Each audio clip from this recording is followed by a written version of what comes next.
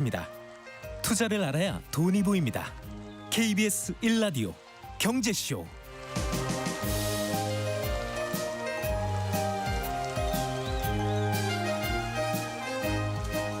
네, 이번에 부동산 소식 짚어보겠습니다. 정부가 지난해 9월 발표한 주택 공급 그 후속 조치의 발표가 오늘 있었습니다. 추가 공급 대책이죠. 서울과 경기 등 수도권 도심에 총 6만 호를 공급하겠다라는 계획이었습니다. 자, 자세한 내용 짚어보겠습니다. 김인만 부동산 경제연구소 김인만 소장 나오셨습니다. 안녕하세요. 안녕하세요. 보셨죠? 봤죠. 네, 저희가 이제 공급 대책과 관련해서는 어떤 윤곽이 드러날까 참 얘기를 많이 나눴는데 드디어 나왔습니다. 예상했던 대로. 일단 총평부터 듣겠습니다. 총평이요. 총평은 소문난 잔치 먹을 건 없다라는 게 일단 총평이고요. 뭐 저는 실망하지 않습니다. 기대를 안 했기 때문입니다. 우리 예상했던 대로 그대로 나온 것 같습니다. 물론 숫자는 제가 예측을 할 수가 없죠. 6만 호인데 서울이 3만 2천 호 정도로 잡았고요. 인천이 1만 호 정도 이렇게 잡았는데 일단 서울이 중요하니까 서울을 네. 좀 보게 되면 먼저 어디 나왔냐라고 하면 지금 국토교통부가 이제 자신을 좀 가지고 굉장히 좀 강조하는 포인트가 이번에는 달라. 용산이야. 용산 국제업무지구 캠프킴 합쳐서 이제 10,000세대 정도를 공급하겠다라고 합니다. 12,600세대 정도 정확하게는. 네. 그리고 이제 두 번째 관심 있는 지역이 과천입니다. 과천 경마장하고 이제 이게 방첩사 부지를 해서 9,800호 이 두 개가 저는 가장 핵심입니다. 물론 노원구 태릉시시도 6,800호 정도 나오는데 지역적으로 보게 되면 용산하고 과천이 이번 129 대책의 가장 큰 핵심이라고 보여집니다. 그래서 여기서 좀 자신감을 가지고 국토부는 강조점 문재인 정부와는 다르다. 우리는 할 수 있다. 굉장히 좋은 지역에 거의 미니 신도시급 용산과 과천의 공급 물량을 이렇게 쏟아붓겠다. 이제 자신 있다. 이런 반응을 보여주는데 시장의 반응은 또 이게 될까? 나는 제가 주변에 오늘 많이 물어보니까 네. 상대적으로 약간 좀 부정적인 반응이 좀 많았던 것 같고요. 왜 부정적인 반응이 많았을까 좀 생각을 해보니까요.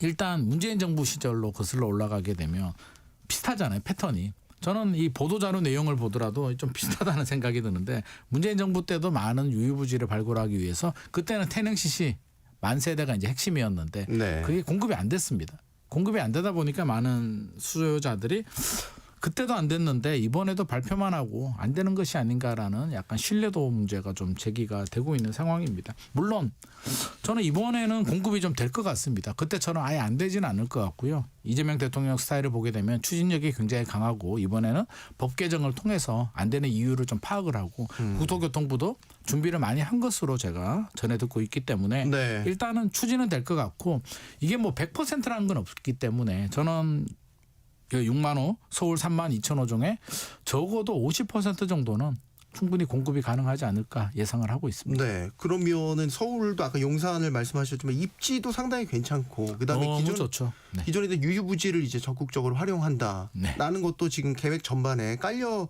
있는 것 같단 말이죠. 그러니까 중요한 건 이게 이제 시장에 어떤 효과를 줄 거냐라는 거죠. 우리가 주택 공급이라는 거를 보면 항상 정부가 이 시점까지 이 정도 규모의 주택을 공급할 거야. 거기에 대한 신뢰에 따라서 이제 실수요자들도 계획을 짜야 될 거 아니겠습니까? 네. 이 계획을 신뢰를 하고 내 집 마련의 계획을 이렇게 하면 되겠다. 나는 이제 판단이 설 거 아니겠어요? 그렇죠. 네. 그래서 공급 대책은 두 가지가 중요합니다. 이게 실질 효과. 실질적으로 공급 물량이 얼마나 공급이 돼서 시장에 얼마나 공급을 늘리는 효과가 나오느냐고 두 번째는 이제 심리 효과입니다. 심리적으로 수요자들이 그래 이 정도면 될 것 같아. 내가 불안하지 않고 믿고 기다리면 되겠어라는 마음이 드는데 실질 효과를 좀 따져보겠습니다. 실질 효과를 따져보게 되면 일단 서울만 따질게요. 네. 뭐 경기 인천이야 또 물량들도 많이 있으니까 서울은 3만 2천 호입니다. 네. 100% 공급이 돼도 3만 2천 호고 제가 앞서서 이제 50% 얘기했고 문재인 정부는 거의 안 됐기 때문에 그러면 100%라고 해도 3만 2천 호. 50%면 16,000호인데 여기 아마도 임대 물량이 50% 이상 들어갈 것 같습니다. 네. 공공주도로 청년과 신혼부부들을 위한 주택을 만들겠다고 하니까 이 물량을 다 민간에 풀지는 않을 것 같고요. 네. 그러면 32,000호 100%가 나온다면 이 중에 절반 정도는 임대, 많이 양보를 해서 16,000호 정도가 일반인들한테 이제 공급이 되겠다. 그러면 50% 공급이 되면 일반인들한테 8,000호 정도 8,000호. 공급이 될 것 같습니다. 그러면 올림픽파크 포레온이 12,000세대였으니까 한마디로 올림픽파크 포레온 같은 게 이제 서울에 공급이 되는데 올림픽파크 포레온 공급이 돼도 서울 집값 안정에는 뭐 약간 그거라도 안 나오면 어떻게 했을 뻔했어라는 반응이지만 서울 집값을 안정시키는 데는 역부족이었거든요. 그러면 이거라도 빨리 나와주면 그래도 안 나오는 것보다 나으니까 도움이 되는데 언제 나올까? 보도자료를 보게 되면 빨리 나와도 착공이 2027, 8년 네. 정도의 착공이 들어가면 3년 정도 시간이 걸리니까 2031년 30년. 임기 다음 차기 정부에 이제 입주를 합니다. 이게 정상적으로 진행이 됐을 때 얘기입니다. 그러면 시장의 수요자들이 이 5년을 이제 기다려줘야 되는 거고요. 두 번째는 당첨 가능성이 있을까? 아 좋아. 나도 용산 들어가고 싶어. 기다리면 될까? 이 물량이 일반 분양으로 나오게 되면 너도 나도 가고 싶으니까 아마 상당히 많은 이게 분양가 상한제가 적용이 된다면 그게 로또가 될 거기 때문에 당첨 확률도 떨어지게 되고 그럼에도 불구하고 당첨이 되면 감당할 수 있을까 따져보게 되면 3기 신도시들 전용 8사가 분양가가 8억이 넘거든요. 경기도, 인천에 분양가 상한제가 적용이 돼도 8억이 넘으면 여기 용산이나 과천 같은 경우는 15억에서 20억 정도 아무리 낮게 나와도. 그럼 청년들이 하기에는 현실적으로 좀 부담스러운 가격일 수도 있습니다. 당첨되기도 어렵고요. 당첨만 되면 좋긴 하지만 그렇게 따져본다면 많은 분들이 박수치고 믿고 기다리기에는 계산기를 좀 두들겨 본다면 과연 5년 7년의 세월을 이걸 바라보고 기다리기에는 현실적으로 좀 불안하지 않을까. 그래서 시장의 반응들이 이게 될까? 과연 서울의 주택 문제 해결에 큰 도움이 될까라고 한다면 그렇게 생각하지는 않고 있는 것 같습니다. 네. 지금까지 반응을 보자면은요. 모든 것을 일단 판단하기에는 아직은 네? 이제 발표 당일이기 때문에 조금 더 이제 추이를 지켜보고 다시 한번 이 이슈를 가지고 소장님과 이야기를 나눌 기회가 있을 것 같습니다. 자, 최근 이재명 대통령이 부동산 세제와 관련된 강경한 발언을 입장을 잇따라 내놨죠. 애초에는 원래 세금으로 집값 잡을 생각이 없다라는 이제 의견을 내놨었는데 좀 이제 바뀌는 것 같아요.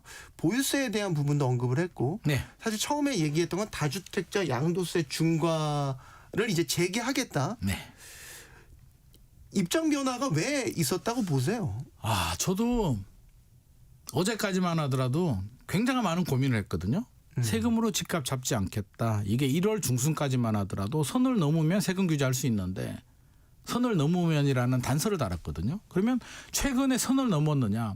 최근에 선을 그렇게 크게 넘지는 않은 것 같습니다. 그러면 왜 1월 21일부터 강한 워딩이 나오고 다주택자 양도세 중과세 1세대 1주택자 장기 보유 거주하는 사람 아니면 혜택을 줄이겠다. 보유세도 올릴 수 있다라는 강한 워딩이 계속 나온 이유가 개인적으로 굉장히 궁금했는데 뭐 여러 가지 해석들이 있습니다만 오늘 공급 대책을 보고 제가 느낌이 왔습니다. 어떤 느낌이었어요?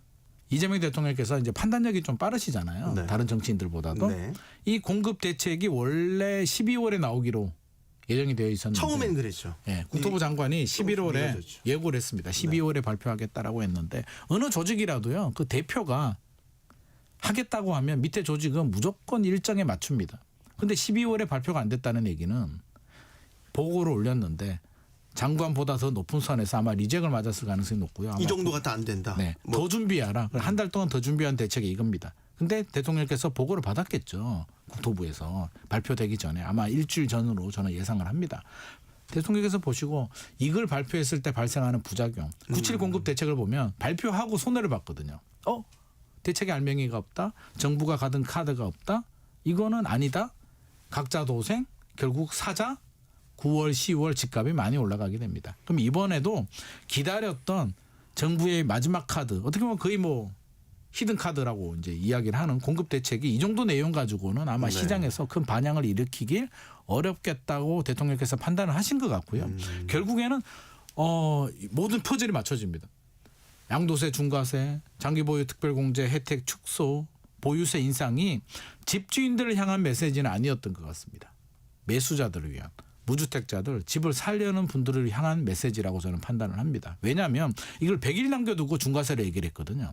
집주인들을 향한 메시지였다면 6개월에서 1년 전에 얘기를 했을 겁니다. 네. 이재명 대통령께서 판단력이 아주 뛰어나신 분이기 때문에 집주인이 매물을 내놔서 주택시장 안정을 원했다면 적어도 11호 대책 때 시그널을 줬을 텐데 100일 남기고 했다는 얘기는 미처 예상하지 못했던 준비하지 못했거든요. 그 얘기는 대책이 발표됐을 때 시장이 반사작용 실망으로 움직이는 걸 차단하기 위한 경고 매수자들한테 야 10년 동안 실거주할 사람 아니면 양도세도 중과세가 되고 보유세도 올라갈 수 있고 장기보유 특별공제 혜택도 줄일 테니까 섣불리 움직이지 마라라는 저는 경고의 메시지로 해석을 했습니다. 네. 지난 주 금요일부터 해서 이제 연달아 계속해서 이재명 대통령의 메시지가 나왔단 말이죠.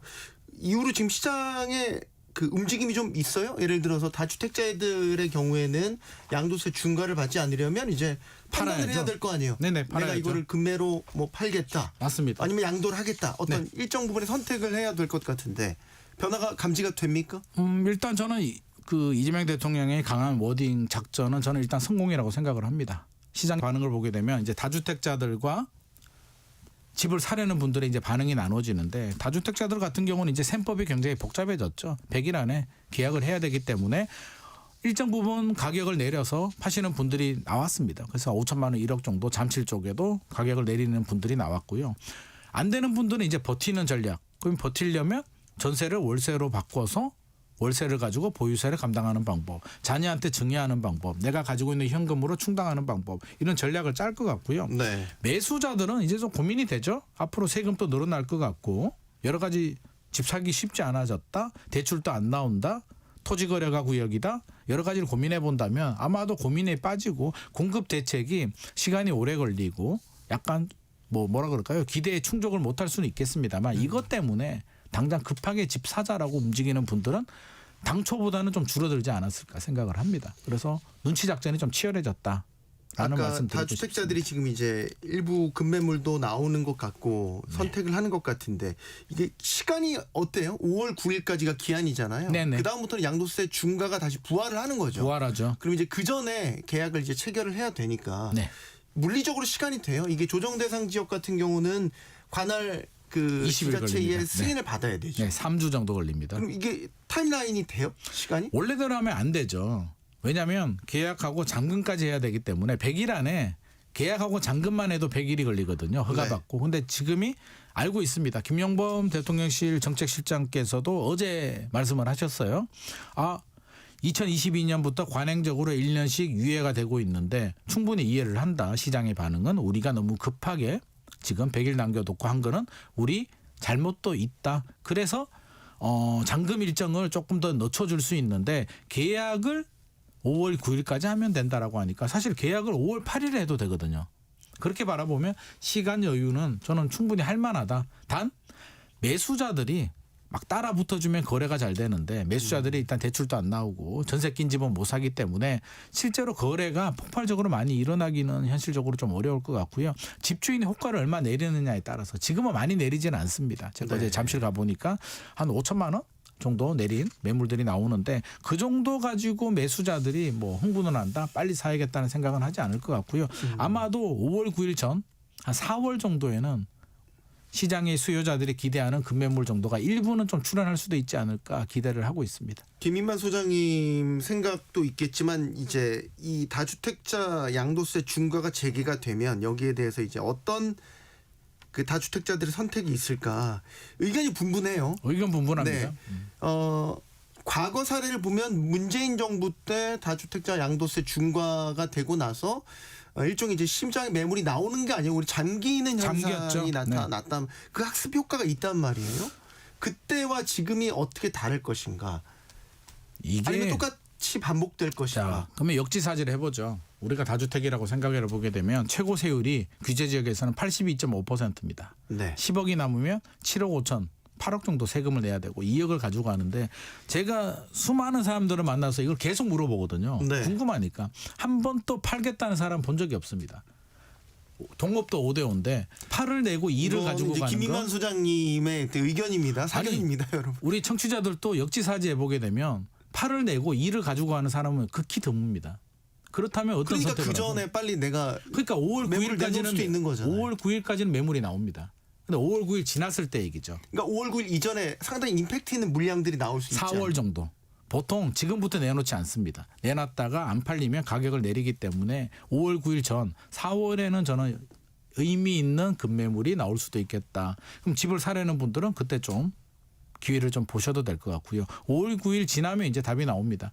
이렇게 내고는 못 파니까 자녀한테 증여하는 방법, 또 월세로 돌리는 방법, 보유하는 전략 여러 가지를 사용할 것 같습니다. 결국에는 5월 9일 지나면 매물은 줄어들 것 같습니다. 네.